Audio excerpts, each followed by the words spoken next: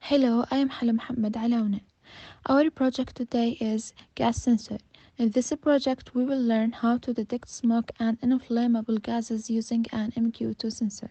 So before jumping into the coding parts, let's check whether we've assembled all the necessary hardware components. What is an MQ2 smoke sensor? The MQ2 smoke sensor is sensitive to smoke and to the following flammable gases: LPG, butane, propane, methane, alcohol, hydrogen. The resistance of the sensor is different depending on the type of the gas. The smoke sensor has a built-in potentiometer that allows you to adjust the sensor sensitivity according to how accurate you want to detect gas. How does it work?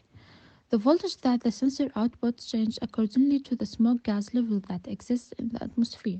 The sensor outputs a voltage that is proportional to the concentration of smoke gas.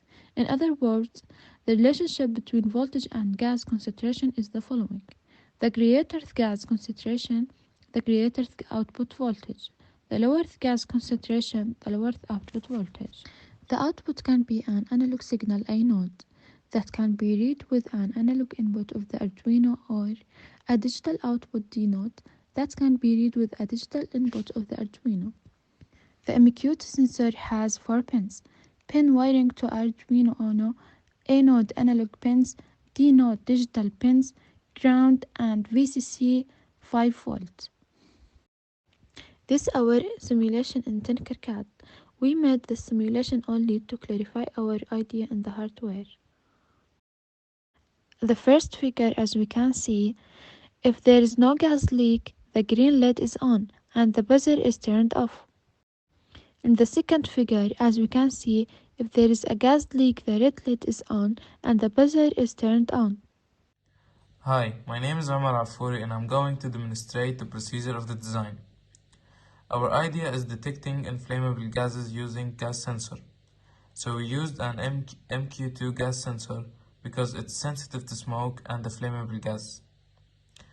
We used Arduino Nano and other small components to make the design practical and easy to use. Basically, if there is no gas leak, we will see that the green LED is turned on and the serial monitor prints value of 1. And now we're going to see what happens when there's a gas leak.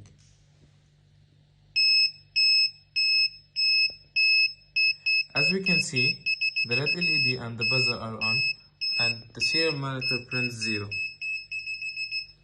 This idea is very helpful and used on a daily basis with smoke alarms that a lot of people have in their houses. That was everything about our design, and now my friend Abdurrahman is going to explain for you everything about the code we wrote. Thank you, Omar. And now I'm going to describe the code and its components. First, we have the declaration part. Declaration part contains the initial definitions of the code variables. Determine the reserved memory size, and it is used to include libraries or definitions used to interact with peripherals, input or output devices. In our code, we use integer to define the gas sensor, LEDs, green and red, buzzer, gas state, and I, so we can use it in the code. The second part is void setup. It contains the definitions of the pins, example input or output. It contains the setup parameters for the communication methods and internal parameters used in operation. Everything until the end of this segment is executed once. We used serial.begin 9600 passes the value 9600 to the speed parameter. This tells the Arduino to get ready to exchange messages with the serial monitor at a date rate of 9600 bits per second.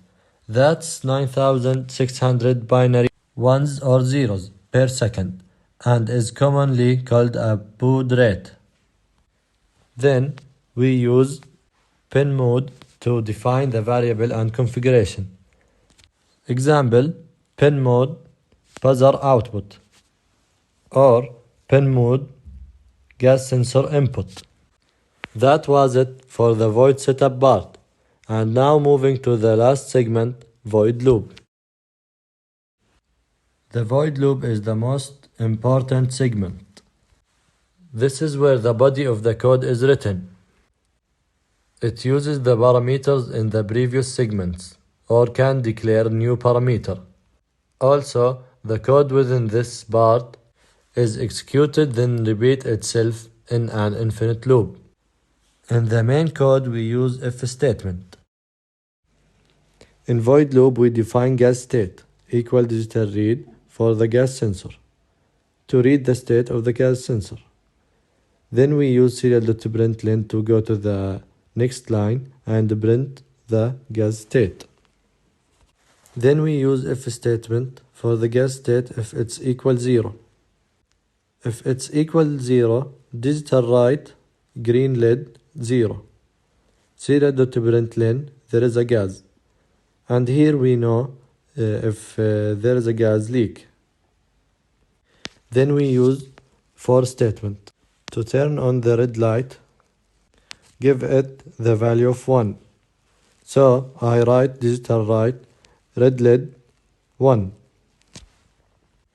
Then we use a delay to change the tone to faster one. Also, we use digital write for the buzzer and give it value of 1 to turn on the buzzer.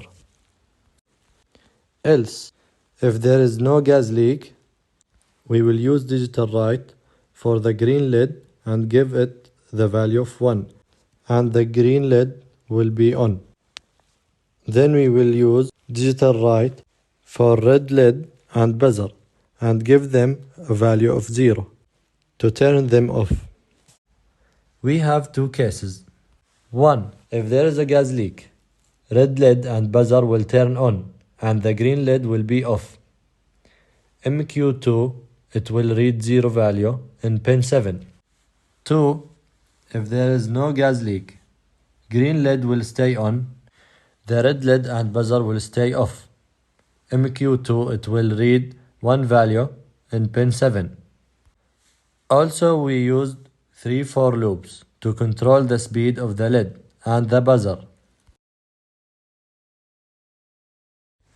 That was everything about our project. Thank you for listening.